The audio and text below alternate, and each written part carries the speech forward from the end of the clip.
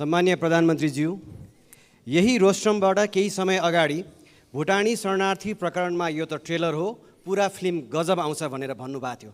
हामीले बडा आशाका साथ हेरिएका थियौँ, तर जब जे आयो बडा टालटुले र सजिलो बुझिन सक्ने खालको आयो।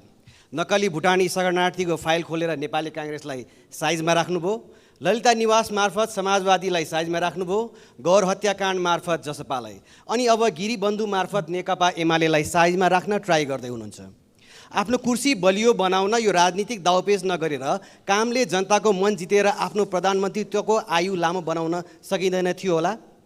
भारतीय नेतृत्वले अन्तरिक्ष यानलाई चन्द्रमामा कसरी सफल अवतरण गराउने भनेर सोचिरहँदा हाम्रो नेतृत्व कसरी आफ्नो यसम्यानलाई बचाउने र मुद्दा कमजोर बनाएर सफल अवतरण गराउने भन्ने सोच्नमा तल्लीन हुनु अत्यन्त दुःखद छ। यताको अनुसन्धान अधिकारीलाई उताको कर्मचारीलाई यता अवतरण गराउने व्यस्त हाम्रो नेतृत्वबाट सुशासनको आशा कहिले गर्ने होला? छिमेकीले चन्द्रमामा यान पठाउँदा मेरो देशले खाडीमा जवान पठाउन बाध्य छ। देशभित्रका विश्वविद्यालयहरू रित्तिँदैछन्, व्यवसायीहरू निराश छन्, खेलाडीहरू पलायन हुँदैछन्, युवा पुस्तामा देश छोड्ने लहर चलेको छ। प्रधानमन्त्रीज्यू, चन्द्रयान अहिले माग्दिन तर यसम्यानलाई जोगाउन लाग्दिन भन्ने हजुरको प्रतिबद्धताको कार्यान्वयन कहिले हुन्छ? भ्रष्टाचारमा पनि आफ्नो र अरूको भनेर हेर्ने हो भने हामीले खोजेको सुशासन चाहिँ कहिले आउँछ यो देशमा? अर्को प्रश्न, गौर हत्याकाण्डको छानबिन कसैले हुन्छ भनेर भनिरहेका छन्, कसैले गठबन्धनभित्र अब नहुने भनेर निर्णय भएको छ भनेर भन्छन्। प्रधानमन्त्रीज्यू, यो सदनलाई जानकारी गराइदिनु होला, यो छानबिन हुन्छ या हुँदैन? धन्यवाद। सम्माननीय प्रधानमन्त्री। सभामुख महोदय, मान्य सदस्यले बडो संवेदनशील भएर प्रश्न राख्नु भएको छ, म धन्यवाद भन्न चाहन्छु। मेरो नेतृत्वमा सरकार गठन भएदेखि आजका दिनसम्म मैले सामाजिक न्यायको प्रत्याभूति, सुशासनको सुनिश्चितता र सार्वजनिक सेवा प्रवाहमा सुधारलाई मुख्य प्राथमिकतामा राख्दै आएको छु र यी कार्यहरूबाट एउटा सन्देश आम जनतामा प्रवाहित भइ पनि रहेको छ। प्रश्नमा भनिए जस्तो सरकारका यी कामहरू कुनै कुर्सी टिकाउनको लागि होइन, बरु देश र जनतामा राजनैतिक प्रणालीप्रति नै वितृष्णा छाएको, केही हुन्न सबै उस्तै हुन् भन्ने निराशावादी भाष्य निर्माण गर्न खोजिएको परिस्थितिलाई चिर्न र सरकारले एकपछि अर्को राम्रो काम गर्दै आएको कुरा स्थापित गर्न पनि गरिएको छ। म मान्य सदस्यहरूलाई यो विषयको गहिराईतिर विचार गर्न अनुरोध गर्न चाहन्छु। भुटानी शरणार्थी प्रकरण लगायतका सबै घटनामा राज्यले दबाव रहित तरिकाले निष्पक्ष छानबिन अघि बढाएकै कारण अहिले जनतामा सुशासन सम्भव छ भन्ने एउटा नयाँ आशा पलाएको हो भन्ने कुरा पनि म स्पष्ट गर्न चाहन्छु। अहिले त्योसँग सम्बन्धित विषयहरू अदालतमा रहेको र अदालतले उचित फैसला गर्ने विश्वास म व्यक्त गर्न चाहन्छु। वर्तमान सरकारले भ्रष्टाचार विरुद्ध शून्य सहनशीलताको नीतिलाई राज्यका तीनै तहमा कडाइका साथ कार्यान्वयन गर्दै आएको छ। यस अवधिमा सार्वजनिक प्रशासनलाई स्वच्छ, सक्षम, निष्पक्ष, पारदर्शी र व्यावसायिक र जवाबदेही बनाउँदै भ्रष्टाचारलाई कडाइका साथ नियन्त्रण गर्न सरकारले विभिन्न नीतिगत तथा कानुनी तथा संस्थागत सुधारलाई अघि बढाएको छ। मान्य सदस्यले भनेको जस्तो कसैलाई पनि बचाउने या कसैलाई पनि अप्ठ्यारोमा पार्ने नियतले कुनै पनि काम गरिएको छैन। जसरी कतिपय सन्दर्भमा मिडियामा आउने गरेको भन्दा ठिक विपरीत मैले दोषी कोही पनि नछुटोस्, निर्दोष कोही पनि नपरोस् भन्ने सिद्धान्त अनुसार नै प्रहरी प्रशासनलाई निर्देशन दिएको र मैले यतिसम्म पनि भनेको छु कि यदि अनुसन्धानको क्रममा प्रधानमन्त्री नै आउँछ भने पनि छोड्न आवश्यक छैन। मेरो पार्टीको कुनै नेताको त के कुरा भन्ने कुरा पनि मैले सार्वजनिक रूपमा भन्दै आएको म जानकारी गराउन चाहन्छु।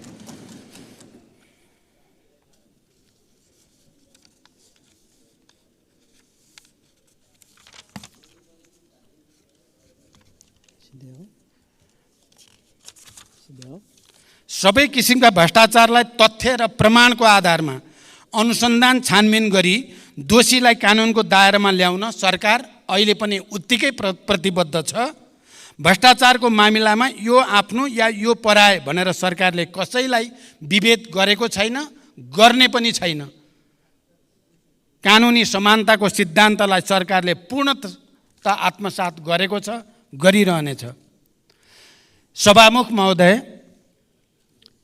मान्य सदस्यहरूले राख्नुभएका सारगर्भित प्रश्नहरूका बारेमा संक्षिप्त रूपमा मैले सरकारको तर्फबाट प्रधानमन्त्रीको हैसियतले स्पष्ट पार्ने कोसिस गरेको छु। देशका र जनताका सामु कयौँ चुनौतीहरू छन्। यिनको सार्थक र परिणाममुखी समाधानका लागि सबै राजनीतिक दलबीच साझा धारणा र राष्ट्रिय एकता जरुरी छ। विचार, मान्यता र सिद्धान्तमा अन्तर भए पनि राष्ट्रिय मुद्दा र राष्ट्रिय सवालहरूमा हाम्रो समान दृष्टिकोण र मान्यता हुनुपर्दछ र हामी सबै राष्ट्रिय मुद्दामा एकै ठाउँमा उभिनुपर्दछ भन्ने म ठान्दछु। त्यसो भए मात्र नेपाली जनताले चाहेको र खोजेको परिवर्तन ल्याउन सम्भव हुन्छ। सरकारले चालेका कदम र अघि बढाएका कार्यहरूले जनतामा सरकारप्रति आशा र भरोसा बढाउनुको साथै विकासप्रतिको एउटा नयाँ तत्परता पैदा गरेको छ। यस अवधिमा सार्वजनिक सेवा प्रवाहमा जनताले साविकमा भोग्दै आएका झन्झट र शास्तिलाई उल्लेख्य मात्रामा कमी ल्याउन सफलता मिलेको छ। विकास निर्माणले गति लिएको छ र देशमा नयाँ आशाको सञ्चार पनि भएको छ। सुशासन, सामाजिक न्याय र समृद्धिलाई सर्वोपरि प्राथमिकतामा राख्दै अघि बढेको यो सरकारले समावेशी सङ्घीय लोकतान्त्रिक शासन व्यवस्थाको सुदृढीकरण, अर्थतन्त्रको पुनरुत्थान, सार्वजनिक सेवा प्रवाहमा सुधार, सरलीकरण, नागरिक मैत्री प्रशासनको स्थापना, भ्रष्टाचार नियन्त्रण र राज्यको सबै तहमा सुशासन र सदाचारको प्रवर्धन गर्न अघि बढाएका सबै कार्यमा सबै राजनीतिक दल र मान्य सदस्यहरू, नागरिक समाज, सञ्चार जगत, मित्र राष्ट्र, दात्री निकाय तथा आम नेपाली जनताको निरन्तर साथ सहयोग रहने अपेक्षा पनि मैले लिएको छु। र यही सदनमा पनि हाम्रा विचार र एजेन्डामा अन्तरका बावजुद यहाँ सहमति बनाउनको लागि सरकारको तर्फबाट, सरकारको प्रमुखको हैसियतले मैले निरन्तर प्रयास गर्दै आएको कुरा पनि म जानकारी गराउन चाहन्छु। हिजो मात्रै 10वटा समिति हाम्रा सर्वसम्मत रूपले सभापति चयन हुनु पनि यसले हामी अन्तर हुँदै पनि हामी मूल मुद्दामा एक ठाउँमा उभिन सक्छौँ भन्ने एउटा राम्रो सन्देश गएको छ। म विश्वास गर्छु आउने दिनमा राष्ट्रिय मुद्दामा विगतमा चाहिँ हामी एक भएर देश र जनताको हितमा काम गर्नेछौँ भन्ने विश्वास व्यक्त गर्छु। विस्तृत शान्ति सम्झौताको 2 हस्ताक्षरकर्तामध्ये सम्माननीय प्रधानमन्त्रीज्यू एक हुनुहुन्छ। शान्ति तथा पुनर्निर्माण मन्त्रालयको एउटा मन्त्रीको रूपमा जिम्मेवारी पनि सम्हालिसकेको व्यक्तिको हैसियतले म आज शान्ति प्रक्रियासँग सम्बन्धित प्रश्न सम्माननीय सभामुख महोदय मार्फत सम्माननीय प्रधानमन्त्रीज्यूलाई गर्न चाहन्छु। छोराको हत्यारालाई कारबाहीको माग गर्दै 330 दिन आमरण अनसनमा बसेका गोर्खाका नन्दप्रसाद अधिकारीको अनसनमै 2071 असोज 6 गते निधन भयो। न्यायको लागि जीवन आहुति दिने अधिकारीलाई शहीद घोषणा गर्नुपर्नेमा विगत 9 वर्षदेखि उनको पार्थिव शरीर अस्पतालमै सडेको छ। मृतक नन्दप्रसादकी धर्मपत्नी गङ्गमाया अधिकारी अहिलेसम्म पनि बेहाल अवस्थामा सत्य र न्यायको प्रतीक्षामा छिन्। सरकारको नीति तथा कार्यक्रमको 176 बुँदामा शान्ति प्रक्रिया र सङ्क्रमणकालीन न्याय सम्बन्धी बाँकी काम 2 वर्षमा सम्पन्न गर्ने उल्लेख छ। सम्माननीय प्रधानमन्त्रीज्यूलाई मेरो प्रश्न यो छ कि मृतक नन्दप्रसादकी धर्मपत्नी गङ्गमाया अधिकारीको मागको सम्बोधन कहिले र कसरी गर्नुहुन्छ? वर्षौँदेखि न्यायको लागि भनेर शान्तिपूर्ण अनसनमा बसेकी गङ्गमाया अधिकारीलाई भेट्नु प्रधानमन्त्रीज्यूको कर्तव्य हो कि होइन? कहिले उहाँलाई भेट गर्न जानुहुन्छ? शान्ति प्रक्रिया कहिले टुङ्गिन्छ? धन्यवाद। सम्माननीय प्रधानमन्त्री। सभामुख महोदय, मैले अघि पनि भनिसकेको छु, यो सरकार विधिको शासनमा पूर्णतः प्रतिबद्ध रहेको छ। जनताको स्वतन्त्रता, समानता, सहअस्तित्व र मानवाधिकारको रक्षाको लागि सरकार निरन्तर प्रतिबद्ध छ। सरकारले अदालतको निर्णयको सदैव सम्मान गर्दै कार्यान्वयनमा तदारुकताका साथ पहल गर्दै पनि आएको छ। नेपालको संविधानको धारा 276 मा राष्ट्रपतिले कुनै न्यायिक वा अर्धन्यायिक निकाय वा प्रशासकीय पदाधिकारी वा निकायले गरेको सजायलाई कानुन बमोजिम माफी, मुल्तवी, परिवर्तन वा कम गर्न सक्ने संवैधानिक व्यवस्था रहेको कुरा जानकारीमै छ हामी सबैलाई। संविधानको उक्त व्यवस्था र मुलुकी फौजदारी कार्यविधि संहिता 2074 मा समेत रहेको व्यवस्था बमोजिम रेशम चौधरीले गृह मन्त्रालय मार्फत सम्मान्य राष्ट्रपतिज्यूलाई सम्बोधन गरी निवेदन दिनुभएकोमा महान्यायाधिवक्ताको कार्यालयको राय समेतका आधारमा प्रचलित कानुन बमोजिम नै नेपाल सरकार मन्त्री परिषदबाट गणतन्त्र दिवस 2080 का अवसरमा निजलाई माफी गर्नका लागि सिफारिस गरिएको तथ्य म प्रश्न गर्न चाहन्छु। द्वन्द्वकालीन घटनालाई न्यायिक सम्बोधन गर्ने गरी सङ्क्रमणकालीन न्याय सम्पादनका लागि बेपत्ता पारिएका व्यक्तिको छानबिन तथा सत्य निरूपण तथा मेलमिलाप आयोग गठन भएको र सङ्क्रमणकालीन न्याय यथाशीघ्र सम्पादन गर्न नेपाल सरकार प्रतिबद्ध रहेको छ। सङ्क्रमणकालीन न्याय सम्बन्धी सङ्घीय सदनमा दर्ता भएको विधेयक पारित भएसँगै सङ्क्रमणकालीन न्यायका मुद्दाहरू सम्बोधन हुने कुरामा नेपाल सरकार विश्वस्त रहेको छ। प्रचलित कानुनी व्यवस्थाको अधीनमा रही नेपाल सरकार तथा अन्तर्गतका निकायबाट गङ्गामाया अधिकारीलाई मानवीय सेवा प्रदान र संरक्षणका कार्य भइ नै रहेका छन्। अस्पतालको विवरण अनुसार निजको स्वास्थ्य अवस्था सामान्य नै रहेको र उपचारका लागि सरकारले रु 37,47,000 उपलब्ध गराएको कुरा पनि म यहाँ जानकारी गराउन चाहन्छु। उपत्यका भित्र बढ्दो जनसङ्ख्यालाई व्यवस्थित गर्न रिङ रोड बाहिर नगरहरू र गाउँसम्म जोडिने सडक विस्तार गर्न नेपाल सरकारले मापदण्ड बनाई सडक विस्तार आयोजना बनाए तापनि आवश्यक बजेट विनियोजन नहुँदा वैकल्पिक सडक र नयाँ बस्ती विकासमा समस्या परेको छ। साथै उपत्यकाको 35% भूगोल ओकटेने ललितपुर क्षेत्र नम्बर 1 लाई जोड्ने 3वटा सडकलाई मुआब्जा र विस्तारको लागि बजेट विनियोजन नगरी विधेयक गरिएको छ। यी वैकल्पिक सडक र नयाँ बस्ती विकासलाई आवश्यक बजेट व्यवस्थापन गर्न सरकारको योजना के छ? यति बेला आर्थिक इन्डिकेटर्सहरू सकारात्मकै छन्, भुक्तानी सन्तुलन पनि राम्रै छ, तर अर्थतन्त्र अवरुद्ध अवस्थामा छ। वैदेशिक लगानी र सहयोग बढ्न सकेको छैन। यस्तो अवस्थामा आन्तरिक लगानी बढाउनुतर्फ सरकारको प्राथमिकता हुनुपर्ने हो, त्यो पनि हुन सकेको छैन। एकातिर बैंक वित्तीय संस्थामा पैसा थुप्रिएको छ, तर साना तथा मझौले उद्योगहरू ऋण नपाएर गुनासो गरिरहेका छन्। अर्थव्यवस्थाको असन्तुलनलाई सम्बोधन गर्न सरकारको के तयारी छ? र अन्तिममा साथै प्रधानमन्त्रीज्यूको आउँदो चीन भ्रमणका प्राथमिकता र एजेन्डा के हुन्? धन्यवाद। अब सम्माननीय प्रधानमन्त्री श्री पुष्पकमल दाहाल प्रचण्डलाई उक्त प्रश्नको जवाफ दिन अनुमति दिन्छु। सम्मान्य सभामुख महोदय, प्रतिनिधि सभाका मान्य सदस्यहरूले यस सम्मानित सदनमा उठाउनुभएका प्रश्नहरूको जवाफ दिने नियमित कार्यतालिका अन्तर्गत म यहाँहरू समक्ष उपस्थित छु। सार्वजनिक जनसरोकारका विषयमा अत्यन्त उत्साह र चासोका साथ यस सम्मानित सदनमा भएका छलफलहरूमा सक्रियतापूर्वक सहभागी भई तथा महत्त्वपूर्ण प्रश्न, जिज्ञासा, विचार तथा सुझावहरू राख्नु भएकोमा सबै मान्य सदस्यहरूलाई म सुरुमै धन्यवाद व्यक्त गर्न चाहन्छु। यहाँहरूले विभिन्न समयमा उठाउनु भएका प्रश्न, जिज्ञासा, सुझाव तथा धारणालाई सरकारले गम्भीरतापूर्वक लिँदै आएको छ र गम्भीरतापूर्वक लिँदै जाने पनि छ। मेरो नेतृत्वमा सरकार गठन भएको यो अवधिमा सुशासन, सामाजिक न्याय र समृद्धिलाई मुख्य केन्द्रमा राखी राज्यका सम्पूर्ण शक्ति र सामर्थ्यलाई देश र जनताको हितमा अधिकतम परिचालन गर्ने प्रयास गर्दै आएको कुरा यहाँहरूलाई अवगत नै छ। सरकारको मुख्य जोड सङ्घीय लोकतान्त्रिक गणतन्त्रात्मक शासन व्यवस्थाको सुदृढीकरण, अर्थतन्त्रको पुनरुत्थान र सबलीकरण, सार्वजनिक सेवामा जनताको सहज पहुँच, भ्रष्टाचार नियन्त्रण र सुशासनको प्रवर्धन रहेको छ। नागरिकलाई शासकीय प्रणालीप्रतिको भरोसा र सरकारप्रति विश्वास दिलाउँदै सबैतिर आशाको सञ्चार गराउने हाम्रो निरन्तर प्रयास रहँदै आएको छ।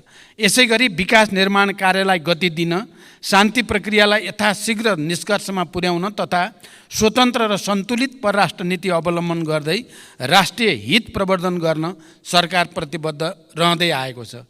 यति जानकारीसहित अब म मान्य सदस्यले उठाउनुभएका प्रश्नहरूको जवाफ दिन गइरहेको छु। र पहिलो प्रश्न मान्य उदय शमशेर राणाले भर्खरै राख्नुभयो।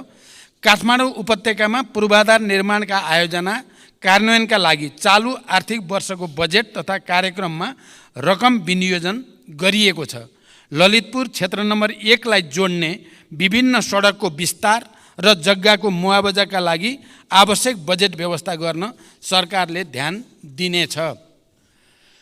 उत्पादन, उत्पादकत्व र रोजगारी वृद्धि गरी अर्थतन्त्रको पुनरुत्थान तथा उच्च दिगो समावेशी आर्थिक वृद्धि हासिल गर्ने र समष्टिगत आर्थिक स्थायित्व कायम गरी लगानीको वातावरणमा सुधार गर्न सरकार क्रियाशील रहिआएको छ। सरकारले चालेका सुधारात्मक कदमबाट अर्थतन्त्र बिस्तारै लयमा फर्किन सुरु गरेको छ। नेपाल राष्ट्र ब्याङ्कले हालै प्रकाशन गरेको प्रतिवेदन अनुसार अर्थतन्त्रका सूचकाङ्कहरू सकारात्मक दिशातिर उन्मुख रहेका छन्।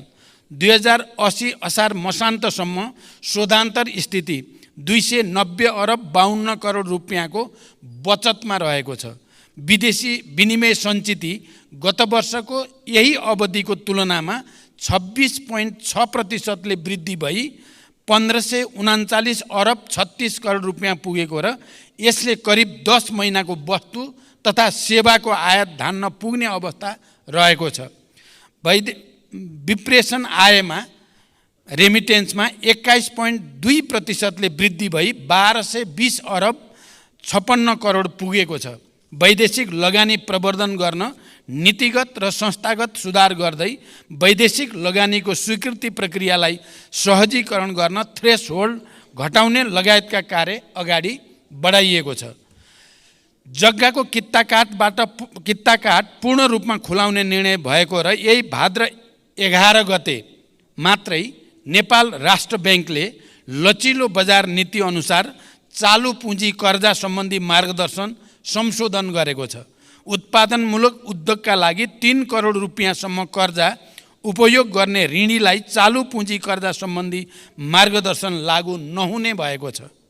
ब्याङ्कहरूले उद्योग व्यवसाय वा कम्पनीहरूको सञ्चालन चक्र लगायतका आधारमा अधिकतम वार्षिक कारोबारको 50% सम्म चालु पुँजी कर्जा दिन सक्ने व्यवस्था भएको छ। यसबाट उद्योग व्यवसाय क्षेत्रलाई प्रत्यक्ष लाभ हुनुको साथै आन्तरिक लगानी, उत्पादन वृद्धि र बजारमा आर्थिक गतिविधि बढ्नमा सहयोग पुग्ने विश्वास गरिएको छ। यसमा हामी सबैको लामो समयदेखि जुन चासो र चिन्ता थियो त्यसलाई अधिकतम सम्बोधन गर्ने कोसिस भएको छ। निकट भविष्यमा हुने मित्र राष्ट्र चीनको भ्रमण दुई देशबीचको ऐतिहासिक सम्बन्धलाई थप उचाइमा पुर्याउँदै नेपालको सामाजिक आर्थिक विकासका लागि चीन नेपाल सम्बन्धलाई नयाँ गति दिने दिशामा केन्द्रित रहनेछ।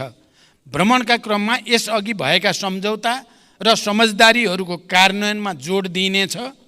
नेपाल र चीन बीचको आर्थिक तथा व्यापार सम्बन्धलाई थप सधन बनाउने, दुई देशबीच रहेका सीमा नाकाहरूको सञ्चालनलाई प्रभावकारी बनाउने र नयाँ नाकाहरू खोल्ने विषयहरू पनि भ्रमणका क्रममा कार्यसूचीमा रहेका छन्। यसै गरी सडक, ऊर्जा, कृषि, विज्ञान तथा प्रविधि तथा व्यापार र विकास सहायता क्षेत्रमा कनेक्टिभिटी, कृषि, शिक्षा र स्वास्थ्य क्षेत्रका रूपान्तरणकारी परियोजनाहरूमा चीनको सहयोग विस्तारको विषय समेत प्राथमिकतामा रहनेछ। अर्का प्रश्नकर्ता माननीय श्री ईश्वरी देवी नेउपाने।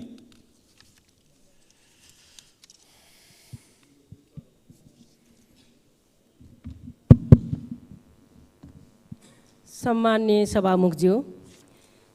सभामुखज्यू मार्फत सम्मान्य प्रधानमन्त्रीजीलाई मेरो 3 प्रश्न। नम्बर 1, सम्मान्य प्रधानमन्त्रीज्यू, शासन विधि र पद्धतिको हो कि व्यक्तिको? विधि र पद्धतिको हो भने व्यक्ति परिवर्तनले खासै असर नराख्नुपर्ने हो। तर हाम्रोमा विधि पद्धति अवलम्बन भन्दा मन्त्री या कर्मचारी परिवर्तन गरेर नै शासन सुशासन ल्याउन देखाउन खोजेको जस्तो देखिन्छ। यसमा प्रधानमन्त्रीजीको धारणा के छ? नम्बर 2, 131 भाषाभाषी 142 जात जाति बसोबास गर्ने हाम्रो सुन्दर देश नेपाल, यो हाम्रो पुँजी हो, यसलाई बचाएर राख्नु हाम्रो कर्तव्य पनि हो। सयौँ थुङ्गा फुलका हामी एउटै माला नेपाली, यसमा मेरो अटल विश्वास छ।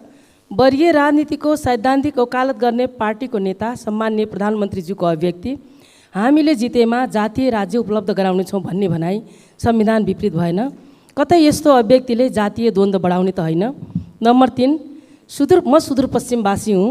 सुदूरपश्चिम सरकार आफ्नै भवनबाट कार्य सञ्चालन गर्न कहिलेदेखि पाउँछ? धन्यवाद। सम्माननीय प्रधानमन्त्रीज्यू। सभामुख महोदय, लोकतान्त्रिक विधि र पद्धतिको विकास मार्फत सामाजिक न्याय र सुशासन सहितको समृद्धि हासिल गर्ने दिशामा सरकारका सबै क्रियाकलापहरू केन्द्रित रहेको कुरा म जानकारी गराउन चाहन्छु। सरकार विधिको शासनमा पूर्णतः प्रतिबद्ध रहेको स्पष्ट गर्दछु। बहुजातीय बहुसांस्कृतिक विविधता बोकेको नेपालमा सदियौँदेखि विभिन्न जात जाति वर्ण धर्म र संस्कृतिका जनताहरू आपसी सहकार्य सम्मान र गहिरो सद्भावका साथ मिलिजुली बस्दै आएका छन्। अनेकतामा एकता नेपाली मात्रको विशिष्टता र नेपाली समाजको आधारभूत चरित्र पनि हो।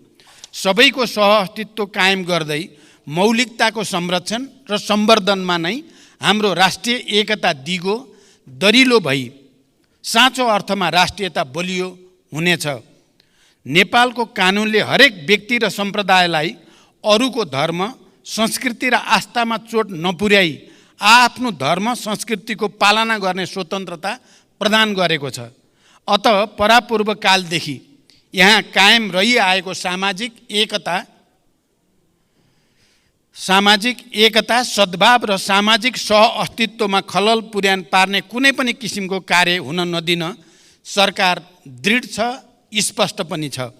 सामाजिक सद्भावमा खलबल पार्ने वा एक अर्काको संस्कृति र धर्म विरुद्ध हुने द्वेषपूर्ण अभिव्यक्ति र कार्यलाई सरकारले कुनै हालतमा छुट दिन सक्दैन। नेपालको संविधानको पूर्ण पालना गर्नु हामी सबैको साझा दायित्व हो। मैले पहिचानको कुरा गर्दा या कुनै कुरा गर्दा अरू कसैको पहिचान आस्थामाथि कुनै खालको विभेद नगर्ने कुरा पनि म स्पष्ट गर्न चाहन्छु। सुदूरपश्चिम प्रदेशको राजधानी गोदावरीमा निर्माण गर्ने सन्दर्भमा जग्गा प्राप्ति लगायतका विषयमा प्रक्रियामा रहेको जानकारी गराउन चाहन्छु। यद्यपि सुदूरपश्चिममा अझै पनि राजधानीको जमिनको बारेमा अलिकति छलफल चलिरहेको जानकारी पनि मलाई प्राप्त छ। त्यसलाई समेत विचार गरेर यसको छिटै निष्कर्षमा पुर्याइनेछ। अर्का प्रश्नकर्ता मान्य श्री ऐनबहादुर साई ठकुरी।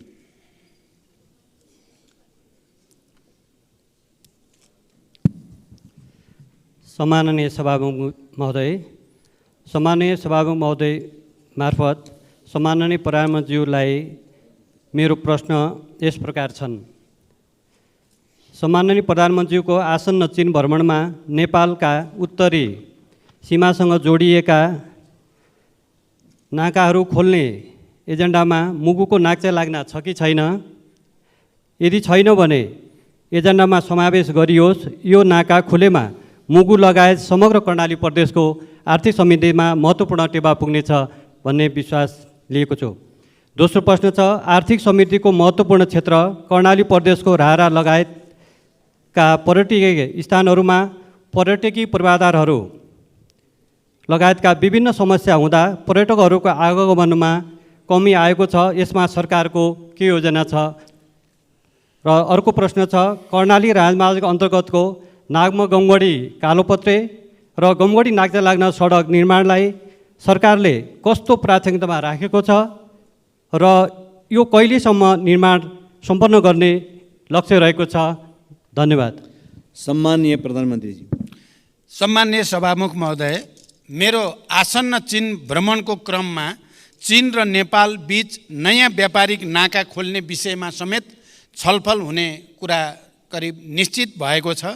त्यस सन्दर्भमा मुगुको नाक्चे लाग्ना जो मलाई धेरै पहिलेदेखि त्यसको बारेमा स्थानीय जनसमुदाय र जनप्रतिनिधिले कुरा राख्दै पनि आउनु भएको छ, त्यो विषय पनि मैले त्यहाँ कुरा उठाउने र त्यसबारेमा एउटा निष्कर्ष लिने मेरो कोसिस हुनेछ। पर्यटनको विकासका लागि आवश्यक पूर्वाधार निर्माणका कार्य सरकारको उच्च प्राथमिकतामा छन्। रारा लगायतका पर्यटकीय स्थलको विकासका लागि सङ्घीय स्रोतबाट सञ्चालन हुने कार्यक्रमका अतिरिक्त प्रदेश तथा स्थानीय तहबाट समेत आफ्ना कार्यक्षेत्रभित्र रही पूर्वाधार निर्माण तथा पर्यटन प्रवर्धनका कार्यहरू सञ्चालनमा रहेको जानकारी गराउन चाहन्छु। नागमा गमगढी र गमगढी नाक्चे लाग्ना सडकलाई उच्च प्राथमिकतामा राख्दै हाल विभिन्न खण्डहरूमा कार्य भइरहेको जानकारी म यो सम्मानित सदनलाई गराउन चाहन्छु। हाल नागमा गमगढी 6.5 किलोमिटर, कालोपत्रे र 8 किलोमिटर ग्राभेल स्तरमा स्तरोन्नति गर्ने गरी निर्माण कार्य भइरहेको छ। त्यसै गरी गमगढी नाक्चे लाग्नामा 12 किलोमिटर निर्माण कार्य पनि अगाडि बढिरहेको छ। अर्का प्रश्नकर्ता मान्य श्री ऋषिकेश पोखरेल।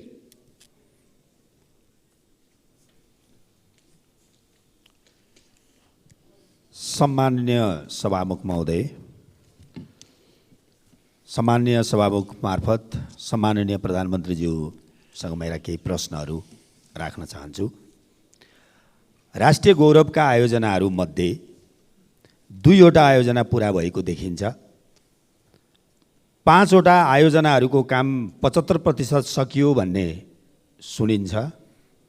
बाँकी 17वटाको अवस्था के हो र कहिले पुरा हुन्छ? दोस्रो प्रश्न, प्रविधि, सिप र ज्ञान बिना दैनिक 2500 युवा विदेशिँदै छन्। प्रविधि र उद्यमशीलता विकास गरी प्रौद्योगिक शिक्षा दिने उद्देश्यका साथ स्थापनाको लक्ष्य लिएको मदन भण्डारी प्रौद्योगिक विश्वविद्यालयका लागि अघिल्लो सरकारले पूर्वाधार निर्माण तथा विकास समिति गठन गरेको थियो। 7 करोड बजेट पनि छुट्याएको थियो। राष्ट्रिय महत्त्वको यो आयोजना आज कहाँ छ र कहिले पुरा हुन्छ? धन्यवाद। सम्मानीय प्रधानमन्त्रीज्यू। सम्मान्य सभामुख महोदय, राष्ट्रिय गौरवका आयोजनालाई समयमै सम्पन्न गर्न पर्याप्त बजेट सुनिश्चित गरिनुको साथै नियमित अनुगमन पनि भइरहेको छ। म स्वयंले प्रधानमन्त्रीको हैसियतमा प्रधानमन्त्री कार्यालयमा रहेको एक्सन रुमबाट नियमित तवरमा कार्यतालिका बनाएर कार्य प्रगतिको जानकारी लिई कार्य सम्पादनका लागि आवश्यक निर्देशन दिँदै आएको छु। राष्ट्रिय गौरवका आयोजनामध्ये 2वटा सम्पन्न भएका, 14वटाको प्रगति 80% भन्दा माथि रहेको, 5वटाको प्रगति 50 देखि 80% सम्म रहेको र 2टाको प्रगति 50% रहेको स्थिति छ। हुलाकी राजमार्गका सम्बन्धमा चितवन र पर्सामा राष्ट्रिय निकुञ्ज क्षेत्रमा डिपिआर तयार लगायतका कार्यमा भएको ढिलाइका कारण यो आयोजनाको कार्य आगामी 3 वर्षभित्र सम्पन्न गर्ने नयाँ लक्ष्य निर्धारण गरिएको छ।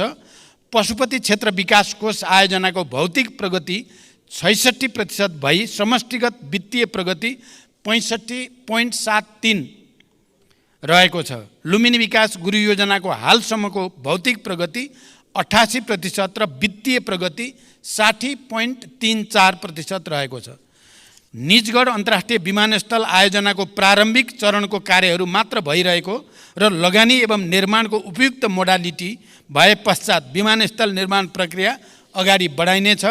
यस आयोजनाको लागि चालु आर्थिक वर्षमा रु 35 करोड विनियोजन भएको छ।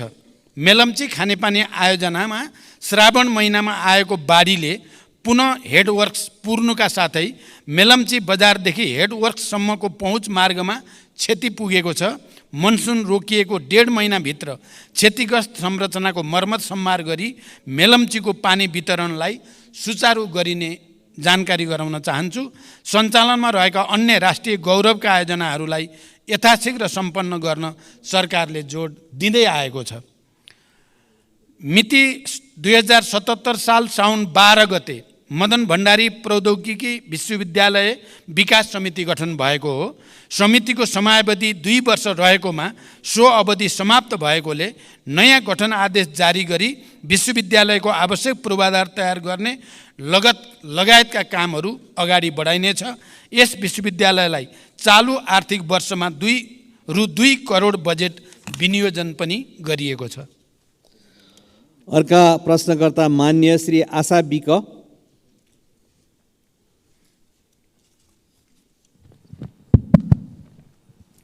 सम्माननीय सभामुख मार्फत मेरो प्रधानमन्त्रीलाई प्रश्न, यो प्रश्न गर्दै गर्दा मलाई अलिकति दुःख पनि लागेको छ। राज्यले 2063 साल जेठ 21 गते छुवाछुत मुक्त राष्ट्र घोषणा गर्यो। छुवाछुतलाई गैर कानुनी भने तापनि अहिलेसम्म जघन्य जातीय विभेद घटनाहरू भइरहेका छन्। सरकारले छुवाछुत उन्मूलन गर्ने जस्ता कदम चालिरहेको छ। सरकारले दलितहरूको न्यूनतम मानवाधिकार रक्षा गर्न के पहल गरिरहेको छ? जातीय विभेदका घटनाहरू प्रहरी प्रशासनले संवेदनशीलताका साथ उजुरी दर्ता नलिएको अवस्था छ। सरकारले यस्ता घटना न्यूनीकरण गर्नका लागि के योजना ल्याउँछ? मेरो प्रश्न। र अर्को चाहिँ मेरो प्रश्न, बाँकेको बैजनाथ गाउँपालिका वार्ड नम्बर 3 मा सरकारले 2071 साल वैशाख 25 गते 9 बस्तामा औद्योगिक करिडोर क्षेत्र घोषणा गर्यो। बस्तीको बीचमा सरकारले औद्योगिक क्षेत्र घोषणा गर्दा त्यहाँ रहेका 390 घरधुरीमा जनताहरूको घरमा 338 बिघा भित्र जनताहरूको घर परेको छ। 100 बिघा जमिन त्यहाँ रहेका स्थानीयका नाममा ल्याउनु पर्नेमा स्थानीय जनताको माग रहेको छ। 2028 सालदेखि बसोबास गरिरहेका जनतालाई लाल पूर्जा दिनुपर्ने र सोही ठाउँमा बस्ती व्यवस्थापन गर्न सरकारले के भूमिका खेल्ने छ? र स्थानीय सरकारले त्यस क्षेत्रमा सडक, बत्ती, विद्यालय, मठ मन्दिर लगायतका संरचनाहरू बनाएको छ। त्यो बस्तीलाई सोही ठाउँमा सरकारले कहिलेसम्म व्यवस्थापन गर्छ? र मेरो अर्को प्रश्न, बाँकेको खजुरा गाउँपालिका वार्ड नम्बर 6 मा 2036 सालदेखि गिजेरा बस्ती बसिरहेको छ। सरकारले पटक पटक त्यस बस्तीलाई लाल पूर्जा दिने भनेर मौखिक प्रतिबद्धता जनाए पनि हालसम्म त्यहाँ रहेका जनताले लाल पूर्जा पाएका छैनन्। गिजेरा बस्ती सरकारको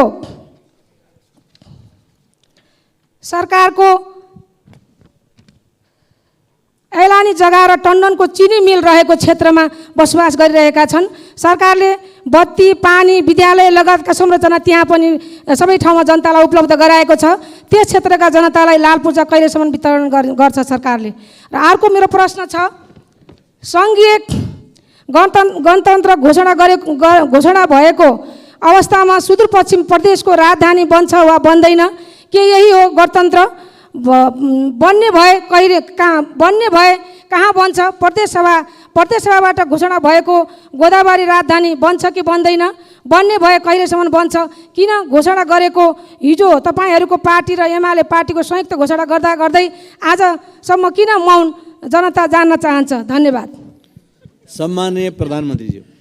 सम्मान्य सभामुख महोदय, मान्य सदस्यले सोधेका प्रश्नहरू उत्तरभन्दा पनि लामो जस्तो लाग्यो। तैपनि म संक्षिप्तमा उत्तर दिने कोसिस गर्छु। नेपालको संविधानले छुवाछुत तथा भेदभाव विरुद्धको हकलाई मौलिक हकको रूपमा सुनिश्चित गरेको छ। जातका आधारमा गरिने छुवाछुत तथा भेदभाव जन्य कार्यलाई गम्भीर सामाजिक अपराधको रूपमा लिँदै कानुन बमोजिम दण्डनीय हुने र त्यस्तो कार्यबाट पीडित व्यक्तिलाई कानुन बमोजिम क्षतिपूर्ति पाउने हकको प्रत्याभूति पनि गरिएको छ। सरकार यो मौलिक हकको पूर्ण कार्यान्वयनको लागि प्रतिबद्ध रहेको छ। यद्यपि मौलिक हकहरूको कार्यान्वयनका लागि सबै तहबाट अझै घनीभूत प्रयास पनि आवश्यक छ। यो समस्या देशको एउटा लामो सांस्कृतिक समस्या पनि भएको हुनाले यसको समाधानको निम्ति कानुनलाई प्रभावकारी कार्यान्वयनको निम्ति पनि सबै क्षेत्रको सहयोग अनिवार्य छ। जातीय विभेदका घटनामा प्रहरी प्रशासनले संवेदनशीलताका साथ उजुरी नलिएको भन्ने कुरामा सरकारको गम्भीर ध्यानाकर्षण भएको छ। यस्ता घटनाको छानबिन गरी दोषीलाई कारबाही गरिने र यस्ता घटना आगामी दिनमा हुन नदिन सरकारको गम्भीर ध्यान रहेको जानकारी गराउन चाहन्छु।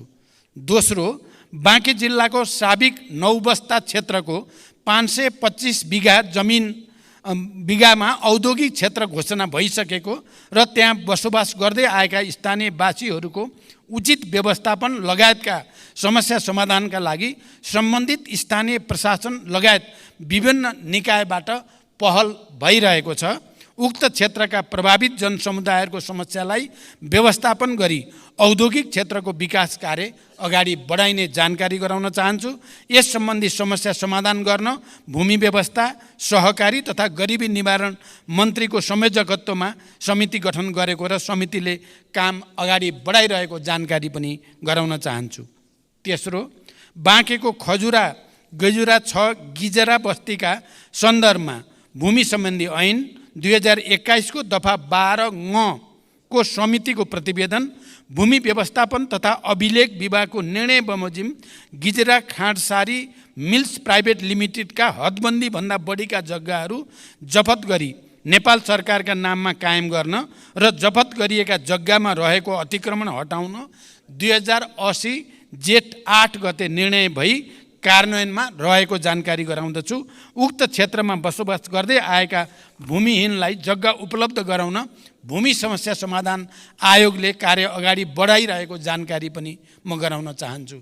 सुदूरपश्चिम प्रदेशको राजधानी गोदावरीमा निर्माण गर्ने सन्दर्भमा जग्गा प्राप्ति लगायतका विषय प्रक्रियामा रहेको जानकारी मैले अघि नै गराइसकेको छु। यस सम्बन्धी उठेका छलफल बहसलाई पनि मध्यनजर गरिएको जानकारी पनि मैले गराइसकेको छु। अर्का प्रश्नकर्ता मान्य श्री उर्मिला माझी।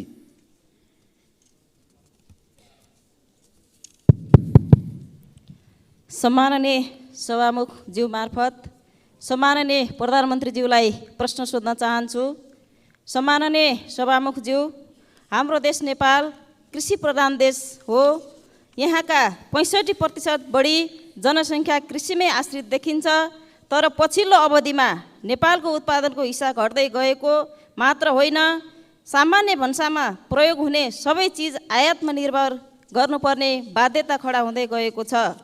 कृषि क्षेत्रमा लगानी अत्याधिक हुने तर प्रतिफल अत्यन्तै न्यून हुने प्रक्रियाले गर्दा कृषिप्रति मानिसको आकर्षण र लगाव निरन्तर घट्दो छ। सरकारले उत्पादन वृद्धि गर्न र जनतालाई कृषिमै जीवन देख्ने गरी कृषि पेसालाई गर्विलो पेसा बनाउन कस्तो योजना निर्माण गर्दैछ? धन्यवाद। सम्मानीय प्रधानमन्त्री। सभामुख महोदय, सबल आत्मनिर्भर अर्थतन्त्रको निर्माणका लागि कृषि क्षेत्रमा गुणात्मक र रूपान्तरणकारी परिवर्तन सरकारको प्राथमिकतामा रहेको छ। कृषि क्षेत्रको उत्पादन र उत्पादकत्व बढाउन कृषि क्षेत्रमा आधुनिकीकरण, यान्त्रिकीकरण र व्यवसायीकरणलाई सरकारले उच्च रूपमा जोड दिँदै आएको छ। कृषि क्षेत्रमा विगतदेखि लगानी गर्दै आएको र यसबाट उत्पादन र उत्पादकत्वमा समेत केही वृद्धि भइरहे पनि अपेक्षित प्रतिफल प्राप्त हुन नसक्नुका कारणहरू पहिल्याउँदै उत्पादकत्व वृद्धिका लागि विभिन्न कार्यक्रमहरू सञ्चालनमा रहेका छन्। सरकारले प्रधानमन्त्री कृषि आधुनिकीकरण परियोजना लगायत प्रदेश र स्थानीय तह मार्फत उल्लेख्य रकम विनियोजन गरी कृषि क्षेत्रमा पर्याप्त साधन स्रोत परिचालन गर्ने नीति लिएको छ। कृषि उत्पादनको वृद्धिका लागि सिँचाइको सुविधाको विस्तारलाई जोड दिनुको साथै रासायनिक मलको आपूर्ति समयमै हुने कुराको सुनिश्चितता गरिएको छ। साथै कृषि बाली वस्तुहरूको विशेष उत्पादन क्षेत्र जस्तै जोन, सुपर जोन, उन्नत बिउ बिजनको विकास, उत्पादन तथा वितरणको लागि एकीकृत राष्ट्रिय कार्यक्रम सञ्चालनमा रहेका छन्। कृषि उपजको बजार सुनिश्चितताका लागि विभिन्न कार्यक्रमहरू सञ्चालन भइरहेका छन्। त्यसै गरी दुध तथा मासुमा आत्मनिर्भरताका लागि पशु नस्ल सुधार, आहार व्यवस्थापन तथा पशु स्वास्थ्य सुधारका कार्यक्रमहरू पनि सञ्चालनमा रहेका छन्। बाँझो जमिनमा कृषि प्रवर्धन कार्यक्रम, फलफुल क्षेत्र विकास तथा ग्रामीण कृषि उद्यम विकासका कार्यक्रमहरू सञ्चालनमा रहेका छन्। कृषि उत्पादन क्षेत्रको जोखिम व्यवस्थापन गर्न कृषि बिमा कार्यक्रम सञ्चालनमा रहेको छ, जस अन्तर्गत बिमा प्रिमियममा 80% अनुदान सङ्घीय सरकारले उपलब्ध गराउने गरेको छ। कृषि क्षेत्रमा लगानी बढाउन सहुलियत दरमा कृषि कर्जाको विस्तार तथा दायरा बढाउँदै पनि लगिएको छ। उत्पादित कृषि वस्तुहरूको बजारको सुनिश्चितताका लागि धान, गहुँ, उखु लगायतका बालीको न्यूनतम समर्थन मूल्य निर्धारण गर्ने लगायतका कार्यक्रमहरू पनि सञ्चालनमा रहेका छन्। कृषि पेसालाई सम्मानजनक र मर्यादित बनाउन कृषकहरूलाई नियमित तवरमा पुरस्कृत गर्ने कार्यक्रमहरू जस्तै राष्ट्रपति कृषक पुरस्कार कार्यक्रम सञ्चालनमा रहेका छन्। कृषि पेसालाई दिगो, दरिलो र गर्विलो बनाउन सरकार प्रतिबद्ध छ, तर अहिलेसम्म जे जति भएको छ त्यसबाट सन्तुष्ट हुने स्थिति भने पक्कै पनि छैन। त्यसकारण कृषि क्षेत्रमा व्यापक सुधार गर्न र उत्पादन र उत्पादकत्व वृद्धि गर्न हामी आफैले सञ्चालन गरेका कार्यक्रमहरूको प्रभावकारिताका साथै यसपटक म भारत भ्रमणमा रहँदा अलि भारतीय नेतृत्वसँग, खास गरी प्रधानमन्त्री मोदीजीसँग कृषिमा सहकार्य गरेर उत्पादकत्व वृद्धि कसरी गर्न सकिन्छ र प्राकृतिक खेती प्रणाली बडो नयाँ टेक्नोलोजीको साथ सञ्चालन गर्ने बारेमा सहकार्य गर्ने निधो पनि भएको छ र हामी त्यो प्रक्रिया अगाडि बढाउँदैछौँ। मलाई लाग्छ यसपटकको मेरो चीन भ्रमणमा पनि कृषिमा सुधारका निम्ति उत्पादन र उत्पादकत्व वृद्धिमा विशेष ध्यान दिने पनि हाम्रो योजना रहेको जानकारी गराउन चाहन्छु। अर्का प्रश्नकर्ता मान्य श्री आसमा कुमारी चौधरी।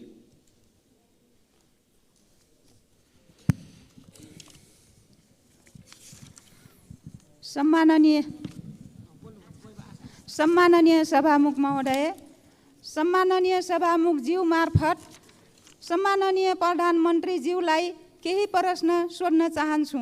नम्बर 1, आँखा पाक्ने रोग वडा पालिका जिल्ला हुँदै देशैभरि फैलिएको छ। धेरै पालिकामा विद्यालयहरू बन्द गरिएका छन्। त्यसबाट अत्याधिक बालबालिका प्रभावित भएका छन्। स्वास्थ्य मन्त्रालय र प्रधानमन्त्रीज्यू स्वयं यसको निराकरणको लागि के गर्दै हुनुहुन्छ? नम्बर 2, नेपालले आर्थिक वर्ष 2079-80 मा भारतलाई 10 अर्ब 45 करोड रुपैयाँको बिजुली बिक्री गरेको छ। उक्त वर्ष 19 अर्ब 44 करोड रुपैयाँको बिजुली किनेको छ। सरकारले किन ठान्दैछ दोब्बर आपूर्ति भइरहेछ भन्न किन डराउँछ? त्यही बिजुली हामीले किन्दा महँगो र बेच्दा सस्तो किन? धन्यवाद। सम्माननीय प्रधानमन्त्री। सभामुख महोदय, देशका विभिन्न भागमा आँखा पाक्ने एक्युट भाइरल कन्जक्टिभाइटिस सङ्क्रामक रोग नियन्त्रण गर्न स्वास्थ्य तथा जनसङ्ख्या मन्त्रालयले देशभरका अस्पतालबाट अभियान सञ्चालन गरिरहेको छ। समुदाय स्तरमा जनचेतना वृद्धि गर्न प्रचार प्रसारका कार्यहरूका साथै सङ्क्रमितहरूलाई सहज रूपमा औषधि उपचारको व्यवस्था मिलाइएको छ। यसका साथै स्वास्थ्य सेवा विभागका महानिर्देशकको अध्यक्षतामा सङ्घीय द्रुत प्रतिकार समितिको गठन भई रोकथाम र प्रबन्धनका विभिन्न कार्यहरू पनि भइरहेको जानकारी गराउन चाहन्छु। दोस्रो, हाल नेपालको कुल जडित विद्युत क्षमता करिब 2800 मेगावाट पुगेको छ। तर देशको विद्युत उत्पादनको परिमाण हिउँद र वर्षायाममा एकै नासको छैन। वर्षाको तुलनामा हिउँदमा विद्युत उत्पादनमा निकै ह्रास आई झन्डै 1/3 मात्र उत्पादन हुने गर्दछ। हाल विद्युत उत्पादन र मागको आधारमा विद्युतको निर्यात र आयातको व्यवस्था मिलाउने गरिएको छ। खास गरी हिउँदयाममा नदी प्रवाहमा आधारित रन अफ द रिभर प्रणालीबाट उत्पादित विद्युतमा ठुलो ह्रास आउने हुँदा छिमेकी देशबाट बिजुली आयात गरी आन्तरिक माग धान्नुपर्ने स्थिति छ। आगामी केही वर्षभित्रै विद्युतमा आत्मनिर्भर हुने उद्देश्यले स्वदेशमै पर्याप्त बिजुली उत्पादन गर्न विभिन्न स्तरका आयोजनाहरूको निर्माणलाई अघि बढाइनुको साथै विद्युत प्रसारण तथा वितरण प्रणालीको कामलाई पनि विस्तार गर्दै लगिएको छ। अहिले विद्युत आयात निर्यातको दर दैनिक रूपमा प्रतिस्पर्धा गरी तय हुने गरेको छ। यस वर्ष तुलनात्मक रूपमा हिउँदको समयमा अधिक सुक्खा हुन गई देशभित्रका विद्युत आयोजनाहरूबाट विद्युत उत्पादन कम हुन गएको छ। अघिल्लो आर्थिक वर्षमा नेपाल विद्युत प्राधिकरणले 1854.5 गिगावाट आवर विद्युत र रु 18 अरब 54 करोडमा आयात गरेको थियो भने नेपालबाट 1333 गिगावाट आवर विद्युत निर्यात गरी रु 10 अरब 43 करोड आम्दानी गरेको थियो। गत वर्षको तुलनामा यस वर्ष विद्युत निर्यातमा वृद्धि भएको छ र क्रमशः विद्युत उत्पादन बढ्दै जाँदा विद्युतको निर्यात पनि बढ्दै जाने कुरा जानकारी गराउन चाहन्छु। रुस र युक्रेनको युद्धका कारण कोइलाको आपूर्ति असहज भई छिमेकी देशमा विद्युतको उत्पादन लागत बढ्न गएकोले पनि स्वदेशमा विद्युतको उत्पादन कम हुने समयमा आन्तरिक माग पूरा गर्न प्राधिकरणले केही महँगो मूल्यमा बिजुली आयात गर्नु परेको कुरा पनि म यहाँ स्पष्ट गर्न चाहन्छु। धन्यवाद। अर्का प्रश्नकर्ता माननीय श्री उर्मिला थेबे।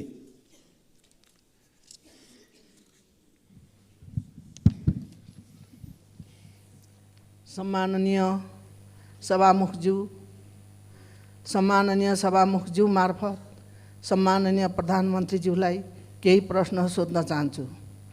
प्रश्न 3 वटा छन्। प्रश्न नम्बर 1, शिक्षाको लागत क्रमशः घटाउँदै गएर निशुल्क पार्नुपर्नेमा यो सरकारले त शुल्क झन बढाइरहेको देखिन्छ। शिक्षाको पहुँचबाट गरिबलाई अझ परै धकेल्ने नीति सरकारले किन लिँदैछ? सङ्घीय शिक्षा विधेयक संसदमा सदनमा कहिले दर्ता गर्नुहुन्छ? प्रश्न नम्बर 2, प्रत्येक दिन हाजिरी गर्न क्याम्पसमा आउनुपर्ने भएपछि त्रिभुवन विश्वविद्यालयका केही प्राध्यापकले विद्युतीय हाजिरी मेसिन नै घर लगेको, गायब गरेको, साथै तोडफोड गरेको भन्ने पाएको छ। सरकारले के गर्दैछ?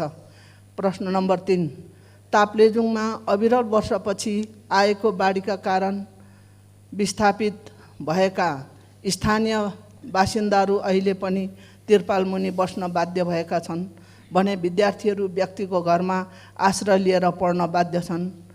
उनीहरूको उद्धार र राहतको लागि सरकारको के योजना छ? धन्यवाद। सम्माननीय प्रधानमन्त्री। सभामुख महोदय, आम नागरिकलाई गुणस्तरीय र सर्वसुलभ शिक्षा उपलब्ध गराउन सरकारको नीति र प्रतिबद्धता रहेको छ। विद्यालय शिक्षा सम्बन्धी कानुनलाई संशोधन र एकीकरण गर्न बनेको विधेयक छिटै नै संसदमा पेश गरिनेछ। सायद केही दिन अगाडि नै पेश हुन सक्थ्यो। जनताको चासो र हामीले त्यसलाई गहन ढङ्गले अध्ययन गर्नुपर्ने, परिमार्जन गर्नुपर्ने कारणले केही ढिलो भयो, तर अब छिटै त्यो सदनमा प्रस्तुत हुँदैछ। नेपालको संविधानमा उल्लेख भए बमोजिम आधारभूत शिक्षा अनिवार्य तथा निशुल्क र माध्यमिक तहसम्मको शिक्षा निशुल्क उपलब्ध गराउनका लागि सरकारले निशुल्क पाठ्यपुस्तक, आवासीय, गैर आवासीय, लक्षित समूह लगायतका विभिन्न प्रकारका छात्रवृत्ति, स्यानिटरी प्याड, दिवा भोज लगायतको व्यवस्था गरेको छ। सार्वजनिक विद्यालयमा कुनै किसिमको शुल्क लिन नपाउने व्यवस्था गरिएको छ। स्थानीय तहहरूले समेत आफ्नो बजेटमा शिक्षामा थप लगानी गर्दै गएका छन्। उच्च शिक्षा अन्तर्गत चिकित्सा शिक्षामा सरकारी लगानीका संस्थाहरूमा कुल सिटको 75% सिटमा विद्यार्थीहरूले निशुल्क अध्ययन गरिरहेका छन्। सार्वजनिक शिक्षालाई निशुल्क बनाई सबैको पहुँचमा पुर्याउनको लागि थप स्रोतको व्यवस्था गर्न सरकार प्रयत्नशील रहेको जानकारी गराउन चाहन्छु। स्वायत्त निकायको रूपमा त्रिभुवन विश्वविद्यालयका काम कारबाहीहरू त्रिभुवन विश्वविद्यालय ऐन 2049 बमोजिम सञ्चालनमा रहेका छन्। विश्वविद्यालयको हाजिरी व्यवस्थापन सम्बन्धमा विश्वविद्यालयको आन्तरिक प्रशासनले नियमन गरिरहेको र नियम बमोजिम नभएका कार्यहरूमा सम्बन्धितलाई कानुन बमोजिम कारबाही हुने कुरा पनि म जानकारी गराउन चाहन्छु। ताप्लेजुङ लगायत देशका विभिन्न भागमा अविरल वर्षाका कारण आएको बाढी पहिरोमा परि विस्थापित हुन पुगेका जनतालाई स्थानीय प्रशासनको सहयोगमा उद्धार गरी सुरक्षित स्थलमा बसोबासको व्यवस्था मिलाइएको छ। उनीहरूलाई सरकारबाट उपलब्ध गराउनुपर्ने राहत पनि उपलब्ध गराइएको छ। मौसममा सुधार आएसँगै उनीहरूको पुनर्स्थापनाको उचित व्यवस्था मिलाइने पनि जानकारी गराउँदछु। अर्का प्रश्नकर्ता मान्य श्री ईश्वरी घरती।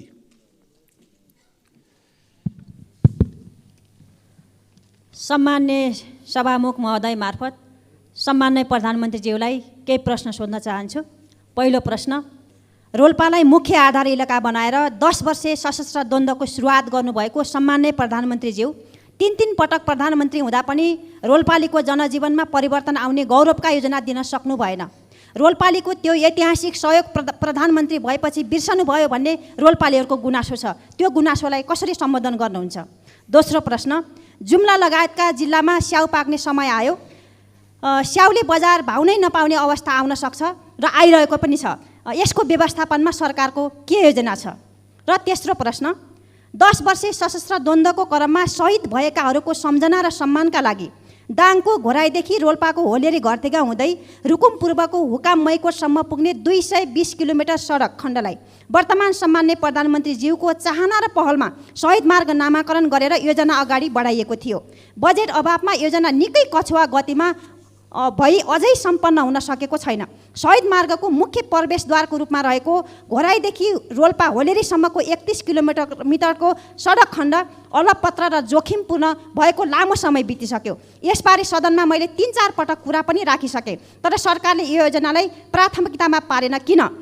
रोल्पाको रुन्टीगढी गाउँपालिकाभित्र अहिले 4वटा चुनढुङ्गा खानी सञ्चालनमा छन् भने थप 4वटा खानी दर्ता भएर सञ्चालनको प्रक्रियामा छन्। हाल 200 भन्दा बढी टिप्पर सञ्चालनमा छन् भने पुरानो र नयाँ गरी 8वटा चुनढुङ्गा खानी सञ्चालनमा आउँदा दिनमा कम्तीमा 500 देखि 700 सम्म टिप्परहरू घोराई होलेरीको यही शहीद मार्ग भएर सञ्चालनमा आउनेछन्, जसले गर्दा उक्त सडकमा अन्य गाडीहरू सञ्चालनमा आउन निकै बाधा पर्ने र हाल परिरहेको पनि जानकारी गराउँछु। त्यसैले सो क्षेत्रमा वैकल्पिक औद्योगिक मार्ग बनाउने र घोराई होलेरीको 31 किलोमिटर सडकलाई कालोपत्रे गर्दै शहीद मार्ग योजना समयमै सम्पन्न गर्न सरकारको के योजना छ? धन्यवाद। सम्माननीय प्रधानमन्त्री। सभामुख महोदय, नेपालको राजनैतिक आन्दोलनमा रोल्पा जिल्लाको विशिष्ट र ऐतिहासिक योगदान रहेको कुरामा कसैको विमति हुने छैन। इतिहासका हरेक कालखण्डमा रोल्पाली जनताको वीरता र साहसको उच्च प्रशंसा हुनेछ भन्ने मेरो विश्वास छ। विकास र जनताको जीवनस्तरमा रूपान्तरणका लागि विगतदेखि नै उच्च प्राथमिकता सरकारले दिँदै आएको छ। मानव विकासमा पछाडि रहेका कर्णाली प्रदेश, सुदूरपश्चिम प्रदेश, मध्य प्रदेश, रोल्पा, रुकुम लगायतका जिल्ला तथा क्षेत्रलाई विकासको मूल प्रवाहमा ल्याउन र ती क्षेत्रमा पूर्वाधारका संरचनाको विकासका लागि सरकारले प्राथमिकताका साथ कार्यक्रमहरू सञ्चालन गरिरहेको जानकारी गराउन चाहन्छु। जुम्ला जिल्लाको विकासलाई सरकारले प्राथमिकतामा राख्दै स्याउको सुपर जोन तथा पकेट क्षेत्रहरू घोषणा गरी आवश्यक सहयोग तथा सहुलियत प्रदान गर्दै आएको छ। यस वर्षको बजेट तथा कार्यक्रममा प्रधानमन्त्री कृषि आधुनिकीकरण आयोजना लगायतका कार्यक्रम तथा प्रदेश तथा स्थानीय तहको विकास कार्यक्रमबाट उत्पादन, प्रशोधन तथा प्याकेजिङमा आवश्यक सहयोग तथा सहुलियत प्रदान गरिएको छ। स्याउको भण्डारणको लागि उच्च क्षमताको कोल्ड स्टोर निर्माण पनि भइरहेको छ। तेस्रो, सरकारले दाङको घोराईदेखि रोल्पाको होलेरी हुँदै रुकुमको मैकोटसम्मको शहीद मार्गलाई प्राथमिकता राखेर कार्यान्वयन गर्दै आइरहेको छ। सडक र पुलको माग देशभरि नै सडक र पुलको माग देशभरि नै अत्यधिक हुने गरेको, थुप्रै सडक योजनाहरू सञ्चालन गर्नु परिरहेको तर पर्याप्त बजेट विनियोजन गर्न नसकिएको कुरा सत्य हो। घोराई होलेरी खण्डको 31 किलोमिटर सडक अत्यधिक भार बोक्ने सिमेन्ट उद्योगका ट्रकहरूको कारणले पनि क्षति भइरहेको छ। भार नियन्त्रण गर्दै सडकको आवश्यक मर्मत सम्मार गरी सडक सुधार गर्न सरकार प्रतिबद्ध रहेको जानकारी गराउँछु। घोराई होलेरीको वैकल्पिक सडक बनाउने सुझावका विषयमा आगामी दिनमा छलफल गरी आवश्यक कार्य अगाडि बढाइने